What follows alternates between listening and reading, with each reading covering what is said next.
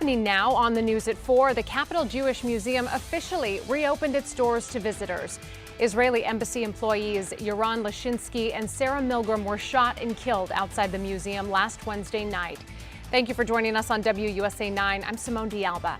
Our John Duran was there for the reopening, and he's joining us now live. John, there was a big crowd that came out for this event.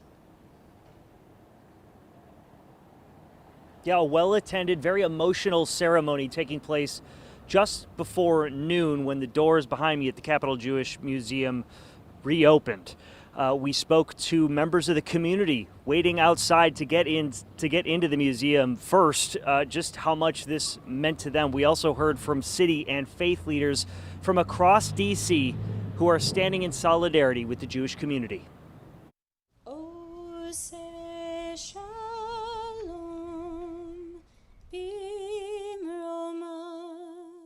Hopeful hymns accompanied messages of grief and healing. The memory of Yaron and Sarah will not be a cause for retreat, but rather a powerful inspiration to redouble our efforts. Their dedication to peace will fuel our resolve. The Capital Jewish Museum is open 8 days after LISCHINSKY and MILGRIM were gunned down outside while attending an event here. While I am saddened by the circumstances, outraged actually, that bring us together today, I am grateful to look around and see the values of our city represented here and the resiliency that we heard described in getting open. I felt like I needed to be here today to just see how it felt and pay my respects. Gary Freed from Alpharetta, Georgia, was one of the museum's first visitors Thursday. We need to have a sort of a solidarity amongst us towards what's going on with the anti-Semitism. This is a really tragic situation, and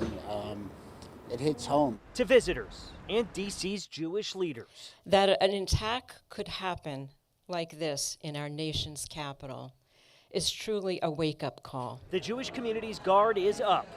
They're determined to press on in the memory of 2 young lives lost. Last week's anti-Semitic attack cannot be our last chapter.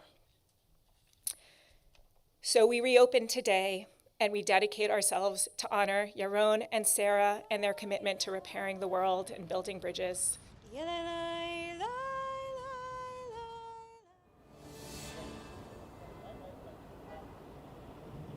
This week, Yaron and Sarah were supposed to be in Israel where they plan to get engaged. Also, the museum's board president says they will dedicate its future projects to both of their memories. Simone. To think that a week ago they would have been being engaged, but instead we're dealing with this very sad reality. There's a lot of trauma, a lot of healing that is just barely beginning. John, thank you.